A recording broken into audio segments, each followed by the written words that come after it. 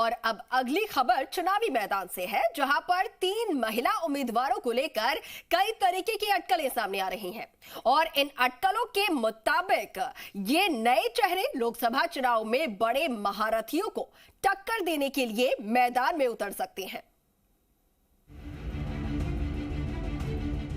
दिल्ली में मनोज तिवारी बनाम नेहा राठौड़, रोहिणी आचार्य बनाम राजीव प्रताप रूडी, सोनिया की सीट से नुपुर शर्मा को टिकट। लोकसभा चुनाव में 3 बेटियों की होगी दिलचस्प जंग। नेहा राठौड़, रोहिणी आचार्य और नुपुर शर्मा। 2024 के लोकसभा चुनाव में 3 बेटियां क्या कोई बड़ा उलटफेर करेंगी?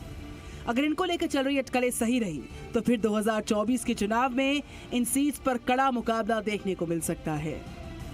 सबसे पहले बात करते हैं नेहा राठौड़ की। सिंगर नेहा यूपी में काबा गाने से बहुत सुर्खियों में आई थी और अब चर्चाएं चल रही हैं कि लोकगीत सिंगर नेहा सिंह राठौड़ भी लोकसभा चुनाव लड़ सकती हैं। सियासी गलियारों में चर्चा है कि नेहा सिंह राठौड़ को कांग्रेस पार्टी टिकट दे सकती है और उन्हें उत्तर पूर्वी दिल्ली से बीजेपी प्रत्याशी और भोजपुरी स्टार मनोज तिवारी के सामने उतारा जा सकता है। अगर ऐसा होता है तो दिल्ली में सिंगर बनाम सिंगर की लड़ाई दिलचस्प हो सकती है। इससे पहले नेहा सिंह राठौड़ मुंबई में आयोजित कांग्रेस के प्रशिक्षण शिविर में पहुंची थी, जिसके बाद से सियासी गलियारों में अटकलों का बाजार बहुत गर्माया था। आपको बता दें, नेहा सिंह राठौड़ अपने गानों से अक्सर बीजेपी पर निशाना साधती रहती हैं। कोरोना से लाखन मर गईले, लासन से गंगा भर गईले, टिकठिया का फन्नोचत कुकुर बिलार बा है बाबा। बीजेपी की जब पहली लिस्ट आई थी तो उसमें 4 भोजपुरी स्टार्स के नाम थे। बीजेपी की ओर से पहली लिस्ट में ही मनोज तिवारी, रवि किशन, दिनेश लाल यादव, निरहुआ और पवन सिंह को टिकट दिया गया था। इसको लेकर भी नेहा सिंह ने बीजेपी पर तंज कसा था। वहीं एक और नेता जो अपने बयानों की वजह से सुर्खियों में रहती हैं, उनको भी टिकट मिल सकती है और वो है नुपुर शर्मा। और चर्चाएं हैं कि नुपुर शर्मा को कांग्रेस के सबसे बड़े गढ़ से टिकट मिल सकती है और बीजेपी रायबरेली से उनको चुनावी मैदान में उतारने के बारे में विचार कर रही है। रायबरेली ही कांग्रेस की ऐसी इकलौती लोकसभा सीट है जहां 2004 से सोनिया गांधी अजय बनी हुई हैं। हालांकि सोनिया गांधी इस बार यहां से नहीं लड़ने का ऐलान कर चुकी हैं। उनके राज्यसभा जाने से यहां पर कांग्रेसी प्रियंका गांधी वाड्रा या फिर राहुल गांधी को चुनावी मैदान में उतारने की मांग कर रहे हैं। नुपुर दिल्ली की राजनीति में सक्रिय हैं और अरविंद केजरीवाल के खिलाफ विधानसभा चुनाव भी लड़ चुकी हैं।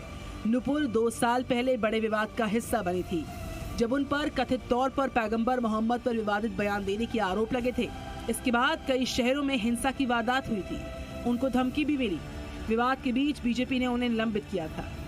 लेकिन अब अगर नुपुर चुनाव लड़ती है तो रायबरेली की लड़ाई और दिलचस्प हो जाएगी।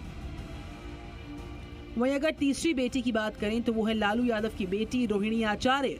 रोहिणी की भी सियासी मैदान में एंट्री की अटकलें काफी हैं। खबरें हैं कि रोहिणी बिहार की छपरा सीट से चुनाव लड़ सकती हैं, जहां उनका मुकाबला बीजेपी के राजीव प्रताप रूडी के खिलाफ हो सकता है। कुछ दिन पहले भी रोहिणी आचार्य जन विश्वास महारैली के दौरान मंच पर नजर आई थी, जहां आरजेडी अध्यक्ष लालू प्रसाद यादव ने बेटी रोहिणी आचार्य की जमकर तारीफ की थी। लालू प्रसाद यादव ने रोहिणी आचार्य का नाम लेकर उन्हें जीवन दान देने की बात कही थी। परिवार के लिए लोग लड़ रहे हैं। दरअसल रोहिणी आचार्य ने ही लालू यादव को अपनी किडनी दी है, जिसके बाद वो काफी ज्यादा चर्चाओं में आई थी। ब्यूरो रिपोर्ट, जी मीडिया।